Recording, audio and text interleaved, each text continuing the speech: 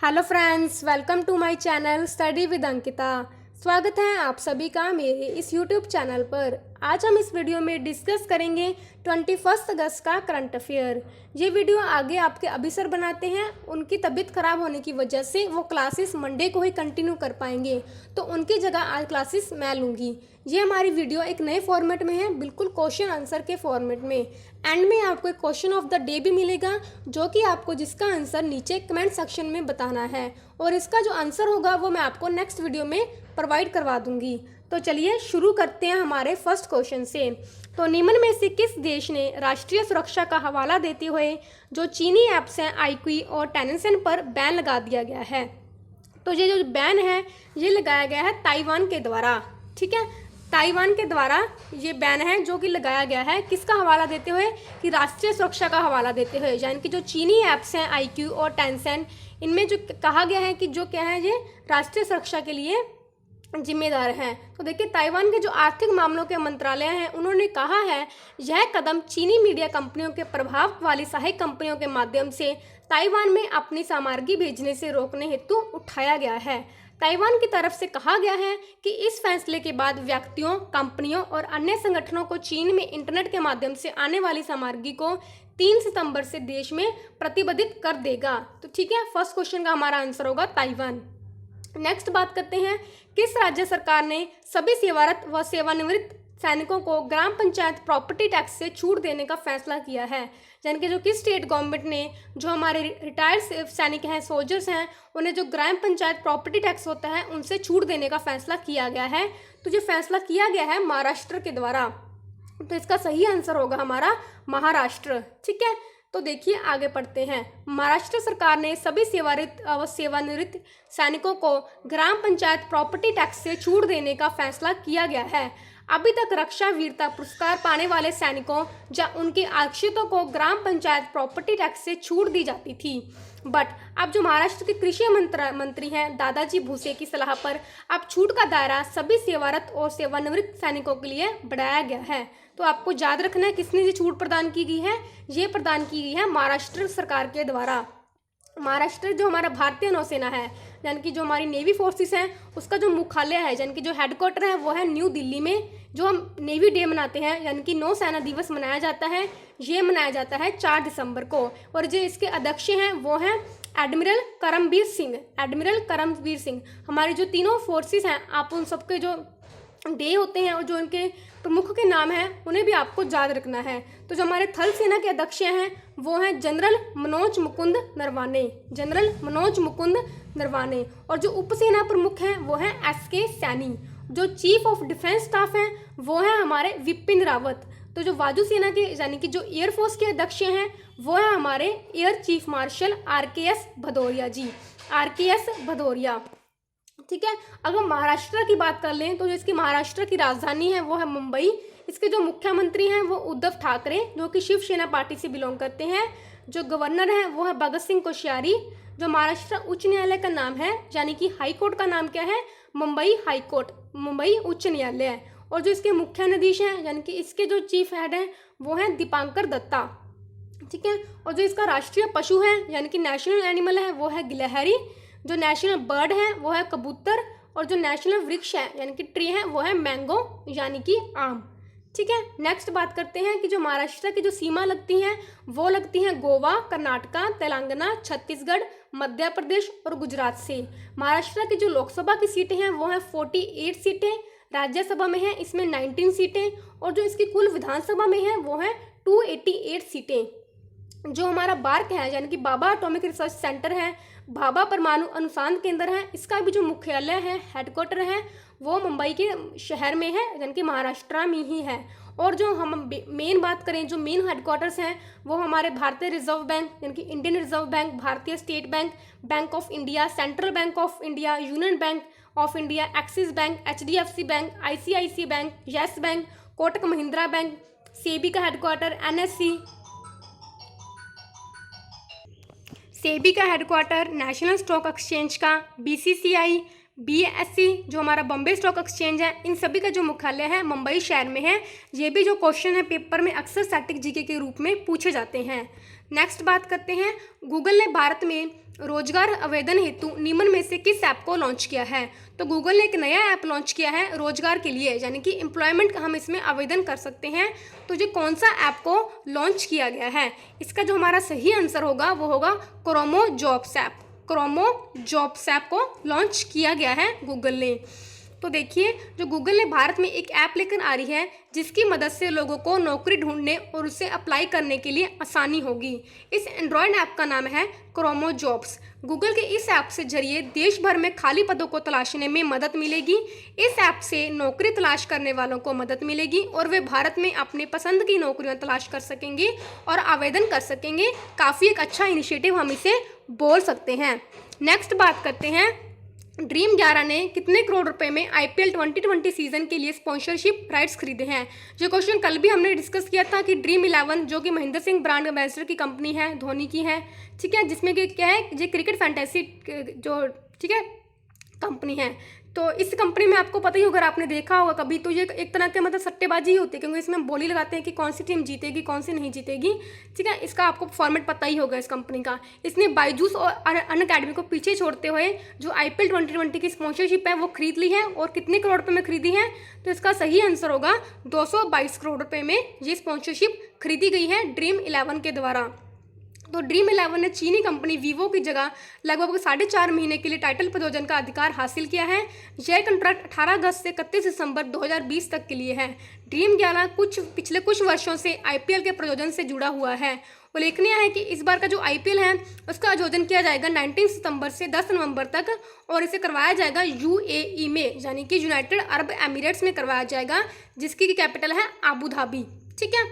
क्योंकि आपको पता होगा इंडिया में कोरोना वायरस की वजह से हम जो IPL था वो उसे पोस्टपोन कर दिया गया था। अब ये फैसला लिया गया है कि IPL को इस साल करवाया जाएगा UAE में, ठीक है। आगे बात करते हैं, किस IT संस्थान ने राष्ट्रीय शिक्षा नीति 2020 के प्रस्तावों को अपनाते हुए अपने परिसर में शास्त्रीय अवलोक कला अकादमी की शुरुआत की है? तो जन के जो नेशनल एजुकेशन पॉलिसी आई थी उसमें बताया गया था कि आपको जो हमारे जो लोक नृत्य हैं, लोक फोक डांसेस हैं, क्लासिकल डांसेस हैं, वो भी बच्चे को, इंजीनियर का बच्चा है वो भी उसमें पार्टिसिपेट कर सकता है। तो इसके लिए जो हमारा नया नेशनल एजुकेशन पॉलिसी को अपनाते हुए एक नया डिपार्टमेंट किसने अपनी जो IIT में शुरू किया गया है?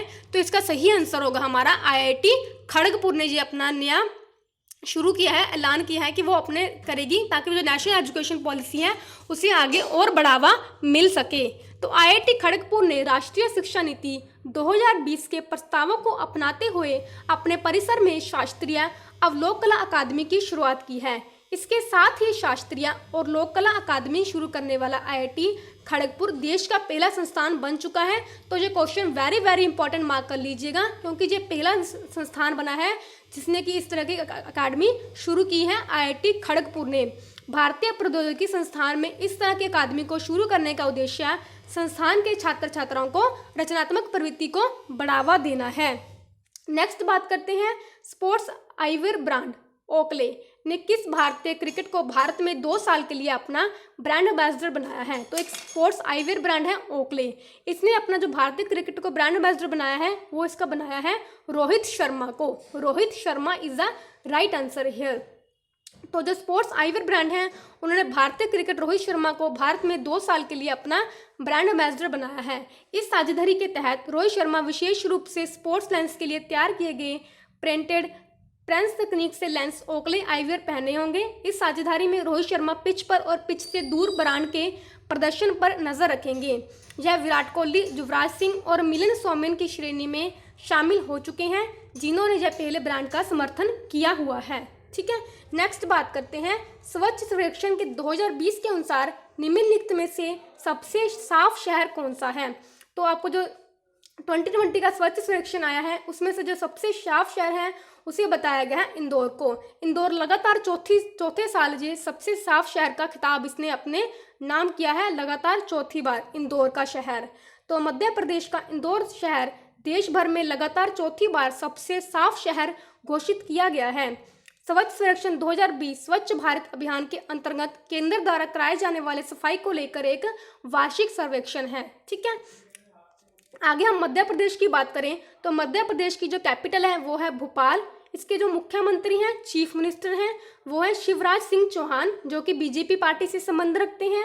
गवर्नर है आनंदीबेन पटेल। अभी जी अस्थायी गवर्नर बनी है क्योंकि लालजी टंडन जी जो पहले गवर्नर थे मध्य प्रदेश के, उनकी आपको पता होगा कि मृत्यु हो चुकी है, इसलिए जो आनंदीबेन पटेल हैं उन्हें अस्थायी गवर्नर बनाया गया है। अभी इसके जो परमानेंट गवर्नर हैं उनकी नियुक्ति नहीं हो पाई है। आनंदीबेन पटेल उत्तर प्रदेश की गवर्नर हैं। आगे जो उच्च न्यायालय के मुख्य न्यायाधीश हैं, हाई कोर्ट हैं, वो हैं अजय कुमार मित्तल। लोकसभा में जहाँ पे 29 सीटें हैं, राज्यसभा में 11 सीटें हैं, और जो विधानसभा है उसमें इसकी कितनी सीटें हैं, 230 सीटें हैं। तो मध्य प्रदेश के जो 5 पड़ोसी राज्य हैं वो है महाराष्ट्र, छत्तीसगढ़, उत्तर प्रदेश, राजस्थान और गुजरात। जो मध्य प्रदेश के नेशनल पार्क्स की बात करें तो मेन आते हैं कान्हा नेशनल पार्क, ठीक है, बांधवगढ़ नेशनल पार्क, पन्ना नेशनल पार्क, सतपुड़ा राष्ट्रीय उद्यान, वन विहार, ठीक है, इंदिरा प्रियदर्शनी पेंच राष्ट्रीय उद्यान, Sanjay national park, Mandla plant fossil. ठीक है, ये काफ़ी इंपॉर्टेंट है जो कि पेपर में अक्सर पूछे जाते हैं मध्य प्रदेश के नेशनल पार्क से।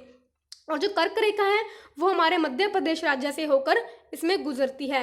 और जो कर्क रेखा भारत के 8 राज्यों से होकर गुजरती है उनके नाम याद कर लीजिएगा। गुजरात से शुरू होती है ये हमारी रेखा, और जो मिजोरम यानी कि MIZ, उनके जेड पे आगे खत्म होती है, तो गुजरात, राजस्थान, मध्य प्रदेश, छत्तीसगढ़, झारखंड, पश्चिम बंगाल और त्रिपुरा, और साथ में हमारा मिजोरम, ये 8 राज्यों से होकर हमारी जो कर्क रेखा है वो हमारे गुजरती है। ठीक है, नेक्स्ट बात करते हैं, किस देश की महिला क्रिकेट टीम को ऑलराउंडर लोरा मार्श ने क्रिकेट के सभी पारकों से संन्यास का ऐलान कर दिया गया है। यानी कि जो लोरा मार्श हैं वो कौन से देश की महिला क्रिकेट हैं जिन्होंने अपना रिटायरमेंट की घोषणा कर दी गई है, तो ये है इंग्लैंड से बिलोंग करती हैं लोरा मार्श।